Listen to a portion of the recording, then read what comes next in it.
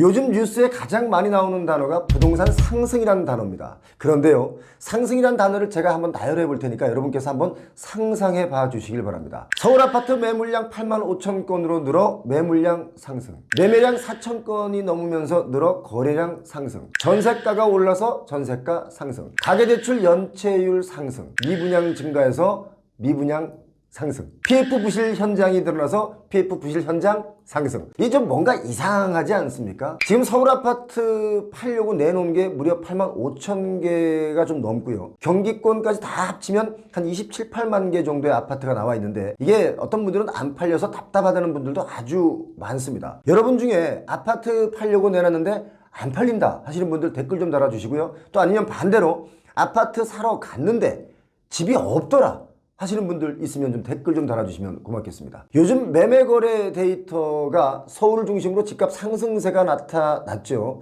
이런 분위기가 수도권으로 좀 더 넓어지면서 혹시 이러다가 다시 또 급상승하는 건 아닐까 이런 생각에 좀 들뜬 분도 계시고 또 이걸 염려하는 분들도 계실 겁니다. 아파트 값이 오른다 이런 뉴스가 나오니까 마치 아파트 값이 지금 다 같이 막 파죽지세로 오르는 줄 알고 있는 분들이 많습니다. 제가 이것을 좀 정리해 드리려고 오늘 영상을 준비했는데요. 지금 수도권에서 가장 이슈 지역을 따져보니까 김포 바로 밑에 검단신도시입니다. 검단신도시의 거래 내역을 또 살펴보니까 그동안 가장 많이 거래되었던 평수가 우리가 보통 국민평형이라고 하는 전용 84제곱미터 30평대가 있었는데요. 지금은 더 작은 소형 평수를 찾는 분들이 이 지역에선 훨씬 더 많아졌습니다. 서울 성동구의 경우도 마용성, 마포, 용산, 성동구 중에 성동구의 집값이 가장 많이 반등했고 거래량도 가장 많다라고 했는데 이 지역도 역시 25평 소형 평수의 거래가 많습니다. 제가 이 말씀드리는 이유가 있습니다. 이 영상 끝까지 보시기 바랍니다. 검단신도시 원당동에 보면 금호 어울림 센트럴 아파트가 있습니다. 이 전용면적 14제곱미터가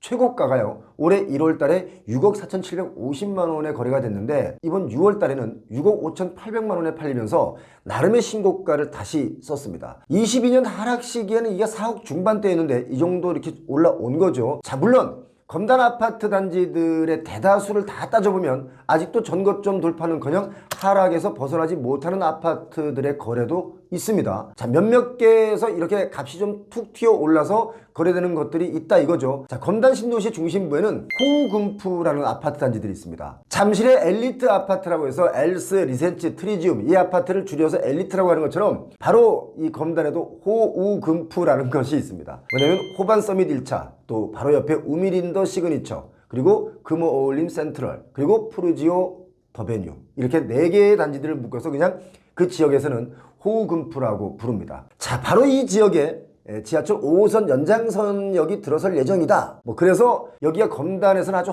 핫한 것이 사실이죠. 그런데 이거 아직 여러분 미지수입니다. 5호선 김포 검단 연장 구간 노선이 최종한 발표가 기약 없이 지금 미뤄지고 있죠. 그렇기 때문에 인천시와 지금 경기도 김포시 간에 약간의 갈등이 좀 깊어지고 있죠. 이 지역이 2024년 올해 2분기 들어서면서 전용 84제곱미터 위주로 전고점을 넘어선 거래들이 한두 건이 나타나면서 이게 마치 이 지역 전체가 다 오른 것처럼 뉴스에 도배되는 것을 우리가 볼 수 있었습니다. 지하철 5호선 연장으로 인한 바로 인접 아파트들은 조금 올랐다 하더라도 여기를 살짝 벗어나면 오히려 더 하락 거래들이 많이 이루어지고 있죠. 호우금프 아파트 중에는 푸르지오 더베뉴 전용 75제곱미터 여기가 이전 최고가가 2024년 4월에 6억 4천만 원에 거래가 됐는데 두 달 뒤인 지난 6월 15일에는 6억 5,500만 원에 거래가 됐습니다. 한 1,500만 원 올라서 거래가 되었죠. 자, 호반 서밋 1차 전용 72제곱미터도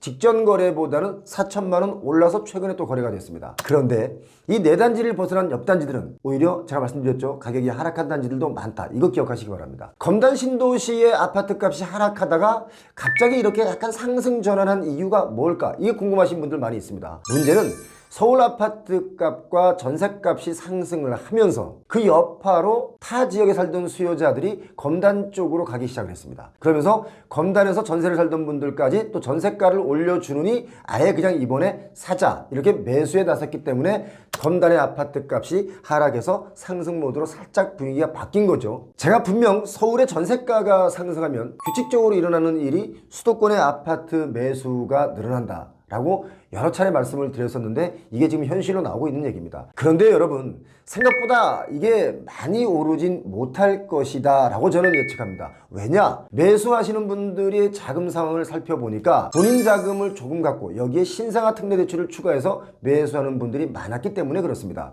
그러니까 뭡니까? 신혼부부들이 많이 매수했다는 겁니다. 그리고 검달의 아파트 가격대가 신혼부부분들이 신생아 대출을 일으켜서 살 수 있는 딱 맞는 가격대이기 때문에 검단이 거래도 늘고 가격도 살짝 올랐다, 이렇게 보시는 게 맞는 걸 겁니다. 그리고 검단 지역의 아파트 값이 올랐다, 이런 뉴스가 많이 나는 이유가 여러분 잘 보시면 이 지역에 지금 분양 예정인 아파트 단지가 꽤 있습니다. 그 단지들을 분양을 또 잘 하려면 오른다, 이런 뉴스들을 많이 내보내야 되기 때문에 공급자 측면에서의 뉴스가 많고 그런 기사들이 지금 많이 쏟아져 나오고 있기 때문에 그렇습니다. 어느 일간지를 보니까 검단 집주인들은 중개사무소에 문자 세례를 받고 있다, 이런 기사가 있었는데 전용 84제곱미터, 74제곱미터, 59제곱미터 이 아파트를 분양받아 살고 있는 집주인분들에게 부동산 중개소에서 무작위로 막 문자 메시지를 보낸다, 이겁니다. 그 내용이 뭐냐면 매매 의향이 있다면 연락주세요. 그리고 또 어떤 분들은 직설적으로 집 좀 파세요. 거래가 될 때 파는 건 어떻습니까? 이런 문자가 온다는 겁니다. 그런데요, 정말 특이한 게 있습니다. 아니, 뭐 특이한 거라기보다는 당연한 것일 수 있는데 전용 84제곱미터의 경우 이달 들어 보니까 매수세가 점점 더 줄어들고 끊기고 있다는 데이터를 봤습니다. 전용 84제곱미터의 매수세는 끊기고 전용 74나 전용 59를 찾는 분들이 더 많아졌다, 이거죠. 자, 이건 뭐냐? 아무래도 신혼부부들이다 보니까 적은 평수가 부담이 덜하기 때문에